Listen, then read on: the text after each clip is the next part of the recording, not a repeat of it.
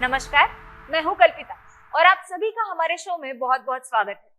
दोस्तों, हमारी सेहत को लेकर हमारे मन में कई बार बहुत सारे सवाल उठते हैं। क्या करें क्या ना करें, ये सवाल हमें परेशान करने लगता है। हम कंफ्यूज हो जाते हैं। तो इसी कंफ्यूजन से क्लियरिटी की ओर ले जाने वाला हमारा ये कार्यक्रम, जिसका नाम है क्या करें क्या ना करें। दोस्तों, आज हम बच्चों की इम्यूनिटी के बारे में बात करने वाले हैं और इस पर बात करने के लिए हमारे साथ जुड़ने वाली है डॉक्टर राधा भारती जी। तो चलिए उनका स्वागत करते हैं। वेलकम डॉक्टर राधा, आपका हमारे क्या करे क्या ना करे के मंच पर बहुत बहुत स्वागत है। डॉक्टर राधा, जैसे कि आज का हमारा टॉपिक है बच्चों की इम्यूनिटी।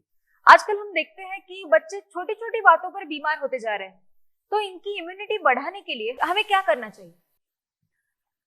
नमस्कार। इम्यूनिटी बढ़ाने के लिए क्या करना चाहिए, इसके पहले हमें इम्यूनिटी कम हुई है ये कैसे जाने, ये जानना ज़रूरी है।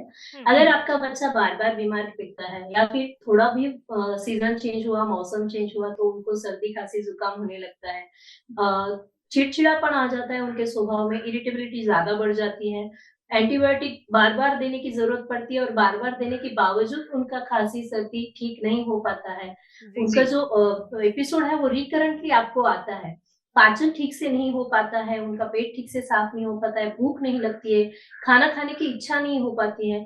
ऐसी सारी जो चीज़ें हैं, अगर ये बार-बार होने लगे, तो आप समझ जाइए कि आपका बच्चे का जो इम्यूनिटी है वो कम हुआ है। और फिर हमें सवाल आता है कि अब इनकी इम्यूनिटी कैसे बढ़ाएँ? तो अगर इम्यूनिटी बढ़ाना है, तो सबसे पहले आपको आयुर्वेदा को फ़ॉलो करना पड़ेगा। क्यों? क्योंकि आयुर्वेदा में सुबह उठने से लेकर रात को सोने तक की चर्या बताई गई है, यानी कि दिनचर्या है, रातिचर्या है। तो उस हिसाब से अगर आप आपकी लाइफ़स्टाइल बनाते हो, तो फिर वो बच्चा रहे, बूढ़ा रहे या जवान रहे। तो अगर आप उस तरीके से आपकी लाइफ़स्टाइल बनाते हो, तो ज़ाहिर-सी बात है कि आपकी इम्यूनिटी जो है वो बढ़ने ही लगेगी। तो सबसे पहले उनको छह रसात्मक आहार दें, यानी कि 6 रसों का वर्णन किया गया है, वो रसों के स्वाद जो है उनके आहार में रखें। उनको सुबह जल्दी उठाएँ, रात को जल्दी सुलाएँ, उनकी नींद पूरी होने दें, ज़्यादा प्रेशर ना दें, उनको फिज़िकल एक्टिविटी में भी उतना ही ध्यान दें जितना आप इंटेलेक्चुअल ध्यान देते हैं। उनको ज़्यादा टीवी, मोबाइल ना दें। अगर टीवी, मोबाइल ना दें ऐसी बात करें तो ऐसा नहीं हो सकता कि टीवी देखे ही नहीं आजकल के बच्चे। तो आपको ज़रूरी है कि उनका टाइम सेट कीजिए कि हाँ, दिन भर में इतनी देर वो टीवी देखेगा और टीवी देखते समय उनको गैप रखें, ताकि टीवी और उनका देखने का जो अंतर है वो ज़्यादा रहे, ताकि उनके जो आँखों पे ज़्यादा प्रेशर ना आए। मोबाइल पे बिल्कुल भी ना दिखाएँ, दिखाए तो बड़े स्क्रीन पे ही दिखाएँ, ताकि उनके आँखों पे ज़्यादा उसका असर ना आए। और दिन में ही दिखाएँ, दिन में भी दिखाते हैं तो लाइट का इस्तेमाल ज़्यादा करें। घर में जो है वो लाइट लगा के ही उनको दिन में दिखाएँ, या रात को भी दिखाते हो तो रात को हम लाइट तो लगाते ही हैं, लेकिन दिन में खासकर आप अगर दिखाते हैं टीवी तो लाइट का इस्तेमाल करें। उस वजह से क्या होता है कि लाइट जो स्क्रीन का जो लाइट है वो डायरेक्टली आपके बच्चों के आँखों पे नहीं जाएगा और उसका एडवर्स इफ़ेक्ट नहीं हो पाएगा। जी उनको जी। जो है आप जो गवर्नमेंट का वैक्सीनेशन का शेड्यूल है, वो एटलीस्ट फ़ॉलो कीजिए। उनको आप सुवर्ण प्राशन दे सकते हैं। ऐसी बहुत सारी चीज़ें हैं जिससे आप उनकी इम्यूनिटी बढ़ा सकते हैं। उनको प्राणायाम, उनको योगा आप करने के लिए प्रोत्साहन करें। उनका जो फिज़िकल एक्टिविटी का वक़्त है वो भी उनको डेली दें। तो ये ऐसी सारी चीज़ें, उनका खान-पान, उनका रहन-सहन, ये सारी चीज़ें जब आप उसके ऊपर ध्यान देंगे, तो ज़ाहिर-सी बात है कि इम्यूनिटी उनकी बढ़ने ही वाली है। जी।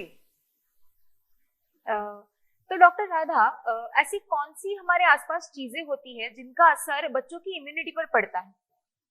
हाँ, देखिए जैसे कि कुछ अच्छी बातें हैं, तो ज़ाहिर-सी बात है कि कुछ बुरी भी बातें होती हैं।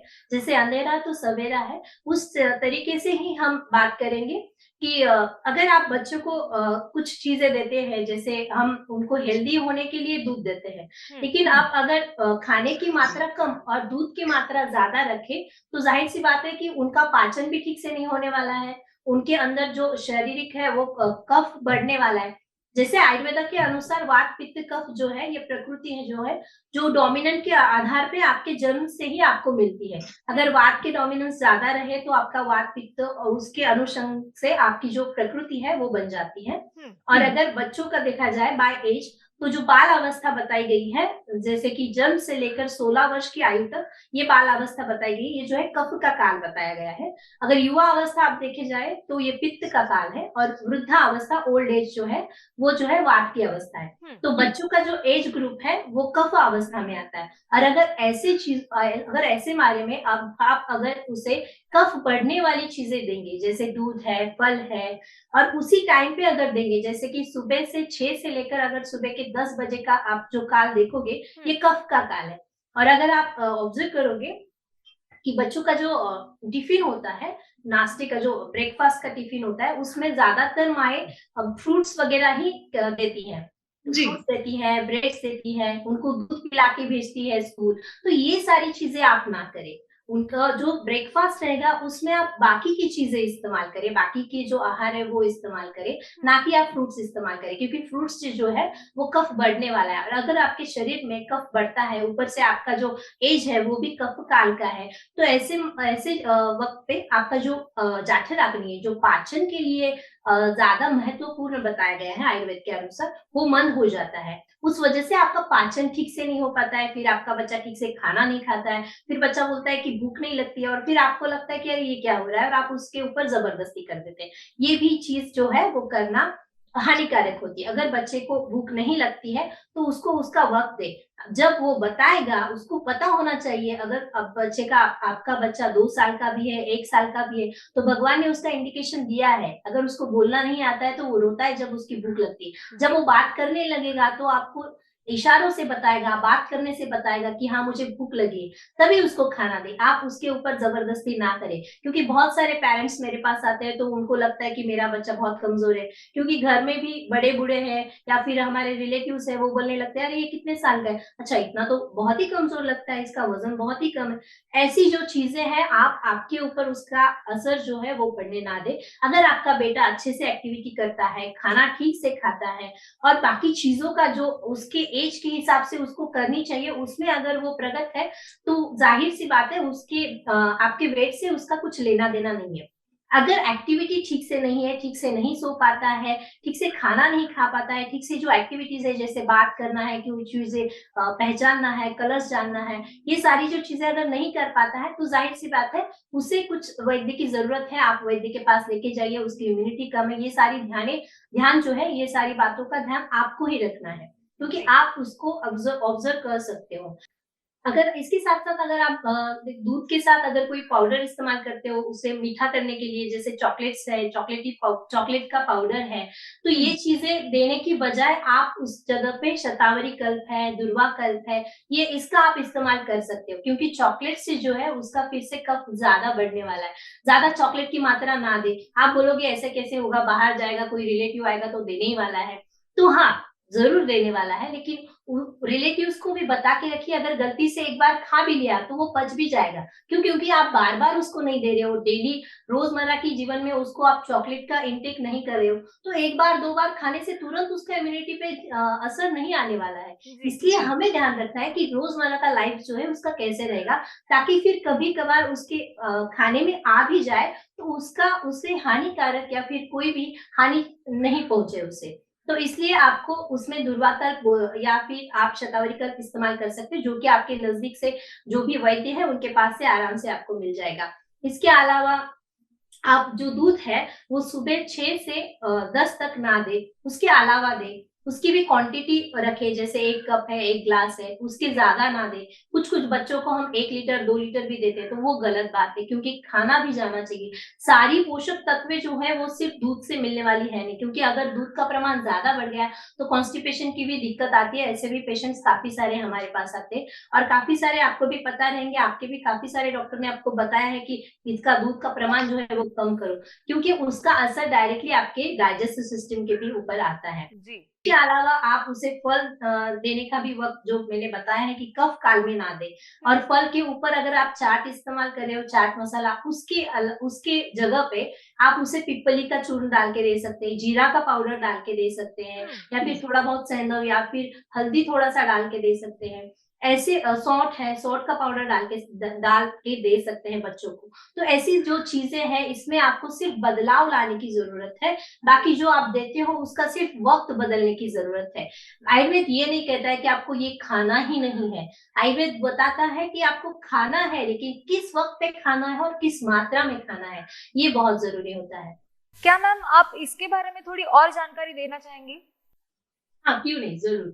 क्योंकि मुझे ये भी बताना है कि जो विरुद्ध अन्न का उल्लेख है आयुर्वेदा में, जिसे हम अपोजिट फूड कॉम्बिनेशन बोल सकते हैं, जैसे जी। आप दूध के साथ उसे नमक वाली चीजें नहीं दे, या फिर दूध के साथ मांस मच्छी ना खाए, या फिर दूध के साथ कुछ फल, जैसे कि आप मिल्क शेक पीते हो, या फिर फ्रूट वाला सलाद जो होता है उसमें आप दूध डाल के देते हो, तो ये चीजें जो है ये विरुद्ध अन्न है। अभी ऐसे चीज नहीं है कि आपने ये चीजें आज खाई और कल आपको तुरंत कुछ ना कुछ विकृति हो जाएगी, ऐसा नहीं है। लेकिन ये चीजें जो है वो बचपन से लेकर युवा अवस्था तक होते जाती है, और फिर युवा अवस्था में जाके हमारे पास पेशेंट आते हैं कि हमें ये स्किन इश्यूज है, उसमें अर्टिकेरिया है, बाकी के बहुत सारे स्किन इश्यूज, यहाँ तक कि आपको सोराइसिस तक की जो भी इतनी गंभीर समस्या है इस त्वचा विकार की, वहां वो भी आपको इस वजह से हो सकती है। अब ऐसे क्यों? क्योंकि अगर आप जो विरुद्ध आहार है उसका प्रमाण आपका बढ़ते जाएगा, उसका जो कालावधि है वो भी बढ़ते जाएगा, तो उस वजह से जो अग्निमंद हो जाता है, और किसी भी रोग की उत्पत्ति जो है वो अग्निमंद से ही स्टार्ट होती है। तो ऐसी जो है वो प्रक्रिया होने की वजह से आपको कुछ दिनों के बाद उसका जो है वो गलत असर दिखाई देता है। तो इसलिए बच्चों को जो है, अगर आप चाय के साथ बिस्किट्स देते हो, बेकरी प्रोडक्ट्स देते हो, बेकरी प्रोडक्ट कोई भी बेकरी प्रोडक्ट जो है वो बनाने के वक्त उसमें नमक जो है वो रहता ही है। तो इसलिए कोई भी बेकरी प्रोडक्ट जो रहता है, जैसे बिस्किट्स है, खारी है, बटर है, क्रीम रोल है, या फिर कुछ भी, उसे दूध के साथ या चाय के साथ ना खाए। उसे अगर खिलाना ही है तो ऐसे ही आप एक आध दो दे सकते हैं। वैसे तो मैं बताती हूँ कि बिस्किट्स वगैरह देना ही नहीं है, लेकिन फिर भी अगर आपको देना है कुछ घर में बनाया हुआ, तो आप उसे दोपहर में दें। जैसे मैंने पहले भी बताया कि कफ काल में ना दें। इसके अलावा अगर आप सुबह मच्छी खाते हो, मांस खाते हो, उसके तुरंत बाद आप होटल में खाते हो तो डेजर्ट्स ऑर्डर करते हो, जी। जो कि उसमें फिर से दूध रहता है।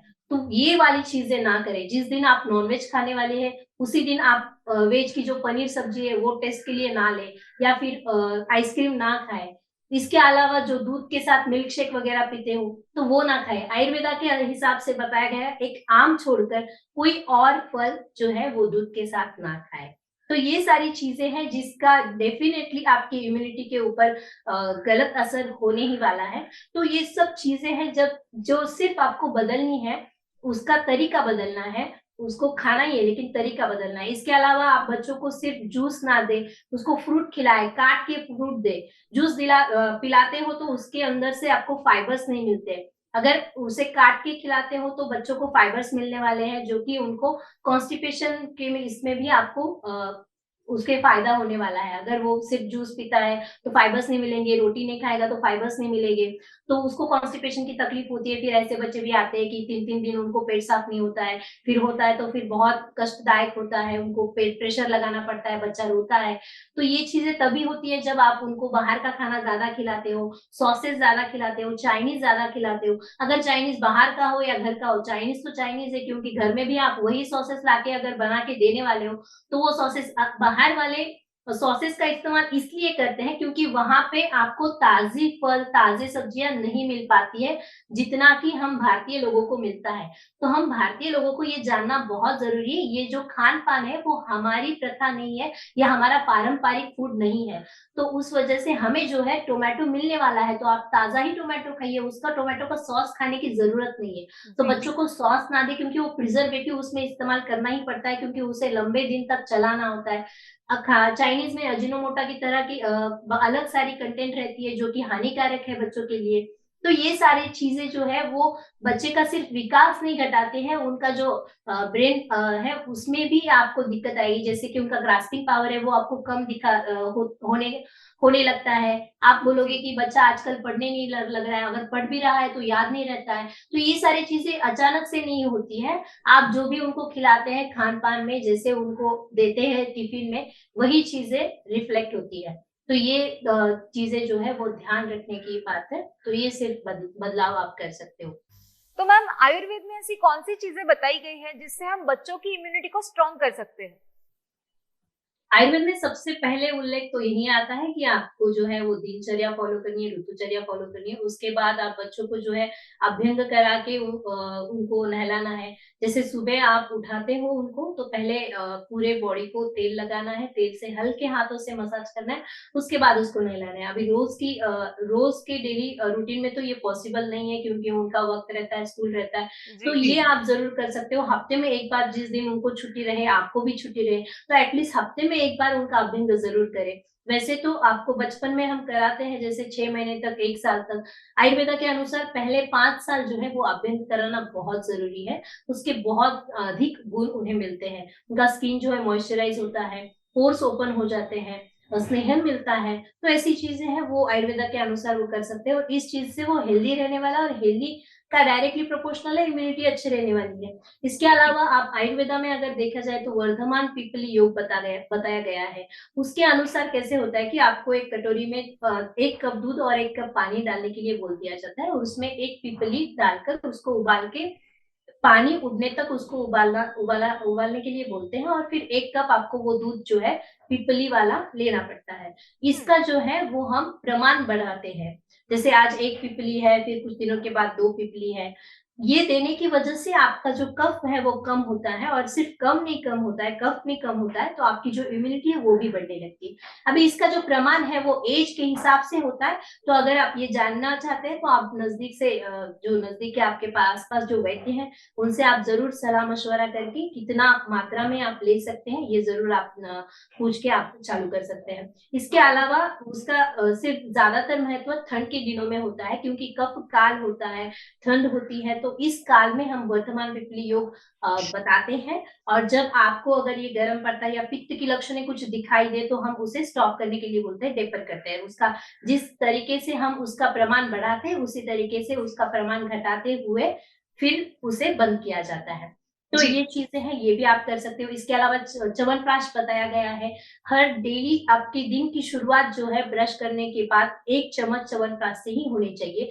ये इसमें सिर्फ विटामिन सी नहीं तो और बहुत सारी जड़ी बूटियां रहती हैं जो कि आपके सर्वांगीण विकास के लिए बहुत महत्वपूर्ण होती है। इसके अलावा आप चित्रक हरित के अवले है, हरित के अवले है, वासा अवले है, जो च्यवनप्राश की तरह ही आप खा सकते हो। वो जो है वो कफ को कम करता है। जो जिस पेशेंट में या फिर जिस व्यक्ति में ज्यादा कफ की शिकायत है, फिर चाहे बच्चा हो, युवा हो या फिर बूढ़ा व्यक्ति हो, वो व्यक्ति वासा अवलेह खा सकता है, चित्रक अवलेह खा सकता है। इसके अलावा अजीर्ण कंठ बताया गया है, कंकन भस्म है, गंधर्व ऑयल है जो हम कॉन्स्टिपेशन के पेशेंट में बताते हैं।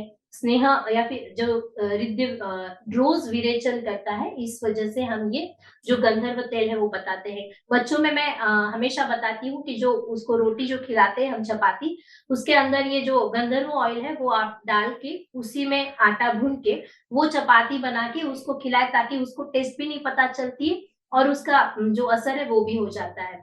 जी। इसके अलावा बाल चतुर्भुज रस है। ऐसे बहुत सारे श्वासकाश चिंतामणि है। इस ऐसे बहुत सारे मेडिसिन है आयुर्वेदा में जो आप इम्यूनिटी बूस्टर कह के आप इस्तेमाल कर सकते हो। इसके अलावा बच्चों में हम बताते हैं कि सुवर्ण प्राशन जो है इसका बहुत महत्वपूर्ण है। इसमें जो है वो सुवर्ण युक्त जो बाकी की द्रव्य जैसे मेथी द्रव्य बोली जाती है, जो आपके ग्रास्पिंग पावर बढ़ाने वाली जो द्रव्य होती है वो द्रव्य इस्तेमाल करके घी में एक दवाई बनाई जाती है, उसे बोलते हैं सुवर्ण प्राशन। ये जो है बच्चों को जन्म के 1 दिन से लेकर 16 वर्ष की आयु तक आप दे सकते हो। इसका भी जो है डोज आयु के अनुसार अलग अलग होता है, तो वो आप नजदीक के वैद्य से बातचीत करके आप तय कर सकते हो और आप दे सकते हो। लेकिन देना जो है वो बहुत जरूरी है, इससे इम्यूनिटी अच्छा होता है। इसके अलावा आपका बच्चा जो है जो पढ़ता है, जो सुनता है, तो वो ध्यान में रखने के लिए उनको सहायता मिलती है। बच्चा चिड़चिड़ापन जो है उनका वो कम होने लगता है।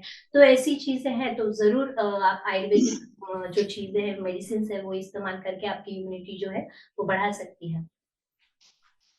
मैम ये तो सारी औषधियों की बातें हो गई। तो आयुर्वेदा के अनुसार हमें ऐसा क्या खाना चाहिए, मतलब हमारे बच्चों को ऐसा क्या खिलाना चाहिए और ऐसी कौन सी एक्सरसाइज करवानी चाहिए जिससे उनकी इम्यूनिटी बूस्ट हो जाए? जैसे खाने में देखिए पत्ता सब्जी है, फल सब्जी है, आप सारी सब्जियाँ उसे खिला सकती हैं। आपके घर में जो चलते आ रहा है पारंपरिक पद्धति से खाना, वही आप खिलाइए। उसे अलग तरीके से बनाने की ज़रूरत नहीं है। जैसे बच्चा 1 साल का हो जाता है, उसके बाद आप धीरे-धीरे आप जो खाती हैं रोज़, जैसे दाल, चावल, रोटी, सब्जी, वही आप उसे खिला सकती हैं। तीखा थोड़ा मीडियम रखिए ताकि उसे भी आदत होने होने लगे, और तीखे में भी हम बताते हैं कि ज़्यादा लाल मिर्च ही इस्तेमाल करना है, वो भी कम प्रमाण में, जो प्रमाण में इस्तेमाल करनी है। और जो हरी मिर्च है, उसमें भी जो लौंगी मिर्च है, वो तो हम बताते हैं कि आप इस्तेमाल ही ना करें तो बेहतर है।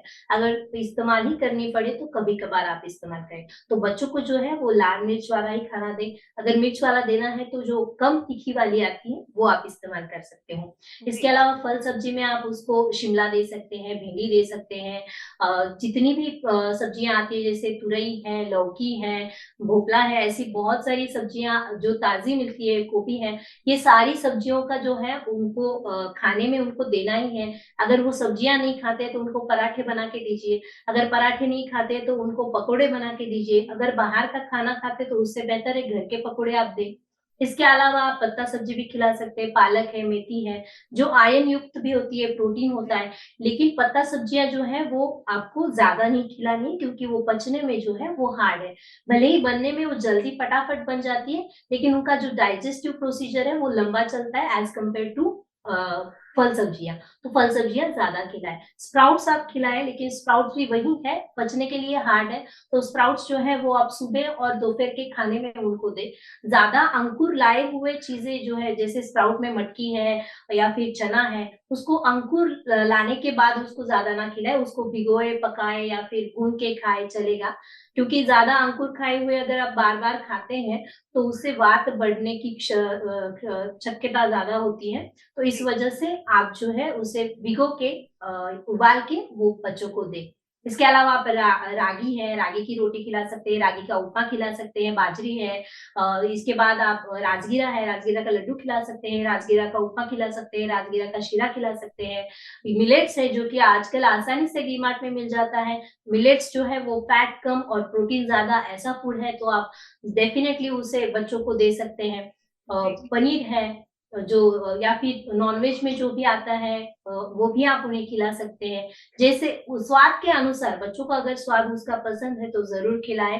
थोड़ा बहुत उनकी भूख का भी ध्यान रखें और स्वाद का भी ध्यान रखें। इसके अलावा जो है आप विटामिन सी युक्त आँवला है, क्योंकि देखिए, अगर आप बच्चा ठीक से खाना खाता है, तो उसको ऊपर की टॉनिक्स या मल्टीविटामिन की ज़रूरत पड़ती है नहीं, क्योंकि वो जो है वो आर्टिफ़िशियल सोर्स है, वो कब तक चलेगा, जब तक आप दोगे तभी तक आपके बच्चों का पोषण होने वाला है। लेकिन अगर आप बच्चों को पूरी तरीके से ही खाना देते हो, जैसे जैसे मैंने बताया कि षड्रसात्मक आहार लेना बहुत ज़रूरी है। षड्रसात्मक यानी 6 स्वाद होते हैं आयुर्वेदा में, मधुर, अम्ल, लवण, कटु, तिक्त, कषाय।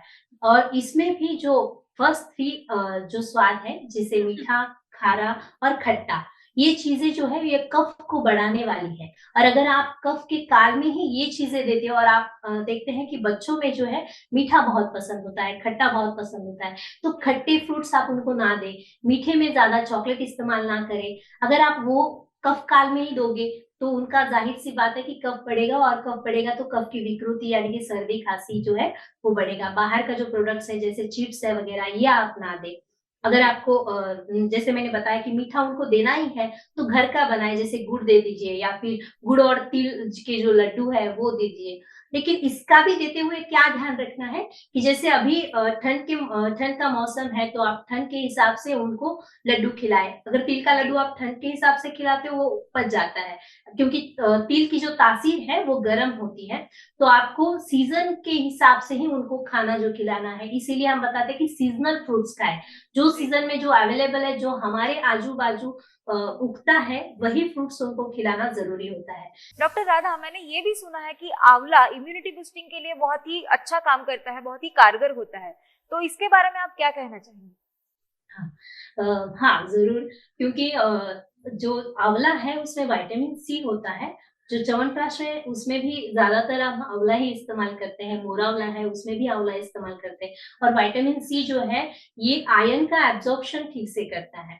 तो अगर आप विटामिन सी आपके रोजमर्रा के लाइफ में होगा, तो जो आयरन का है वो एब्जॉर्प्शन ठीक से होगा, फिर आपका जो रक्त है वो अच्छे से होगा, हीमोग्लोबिन अच्छे से होगा। अगर हीमोग्लोबिन अच्छे से है तो जाहिर सी बात है कि आपकी सेहत भी जो है वो अच्छे से होने वाली है और अल्टीमेटली हमें इम्यूनिटी अच्छे से होने वाली है। इसलिए विटामिन सी बताते हैं, इसीलिए आपने ऑब्जर्व किया होगा कोविड के दौरान हम सबसे ज्यादा विटामिन सी की गोलियां खाते थे, जी क्योंकि बाकी सारी चीजें जो है उसकी वजह से जो भी हानि होने वाली है या फिर जो भी आयरन हम खाने वाले हैं उसका एब्जॉर्प्शन ठीक से हो और ताकत बनी रहे, इसीलिए विटामिन सी का इतना इम्पोर्टेंस है। तो मैं वही बताती हूँ बच्चों को, अगर आप मीठा देना चाहते हैं तो आंवला कैंडी है जो आप घर में भी बना सकते हो, बाहर से भी ला सकते हो, आंवला कैंडी दे सकते हो, मोरा आंवला है वो भी अच्छा इम्यूनिटी बूस्टर कहलाता है, च्यवनप्राश है वो भी आप दे सकते हो।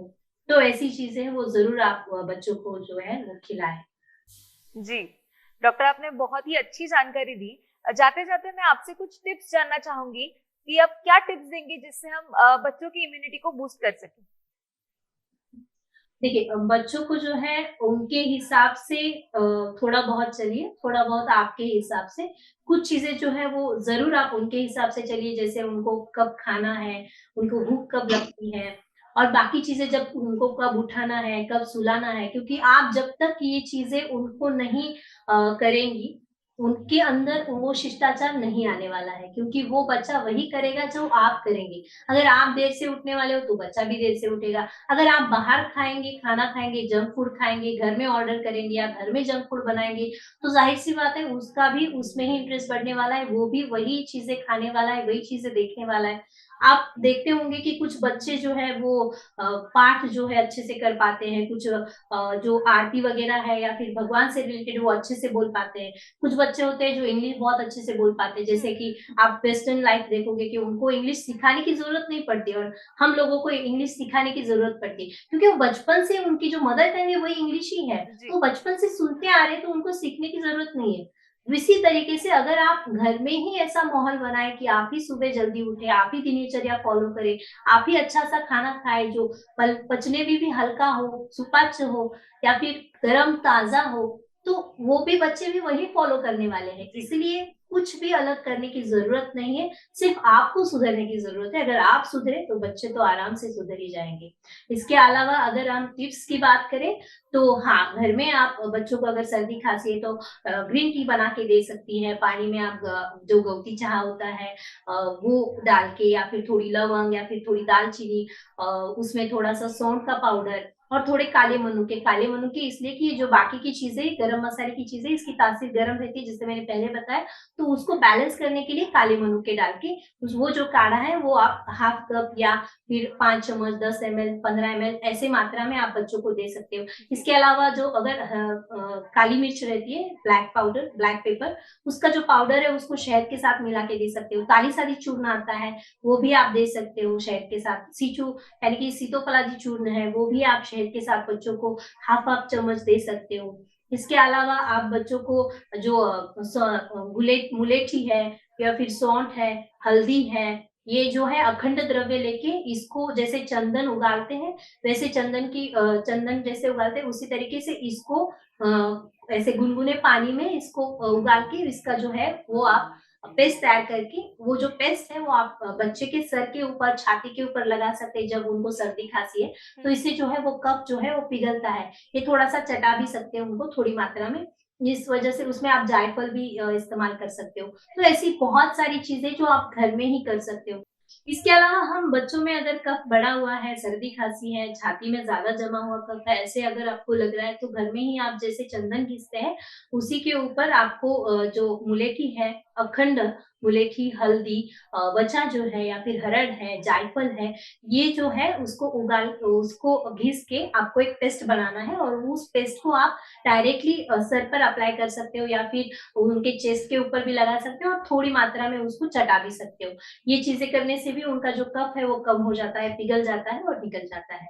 इसके अलावा आप जो सीचू है, सीतोपलादी है, ये सारी चीजें भी इस्तेमाल कर सकते हैं। लेकिन मैं फिर से बताऊंगी कि ये सब कुछ आपको लगाने से पहले या इस्तेमाल करने से पहले, भले ही ये घर के ही टिप्स है या फिर घर में ही मिलने वाली चीजें हैं, लेकिन फिर भी इसे इस्तेमाल करने से पहले आप एक्सपर्ट की राय लेना बहुत जरूरी है। Thank you so much Radha ma'am, आप हमसे जुड़ी, आपने अपना कीमती समय निकाला और हमें इतनी अच्छी जानकारी दी, इसके लिए आपका बहुत बहुत शुक्रिया। धन्यवाद। तो दोस्तों, अब अपनी होस्ट और दोस्त कल्पिता को इजाजत दीजिएगा। फिर मुलाकात होगी क्या करे क्या ना करे के अगले एपिसोड में कुछ नए सवालों के साथ और कुछ नए विषयों के साथ। तब तक अपना ख्याल रखिएगा।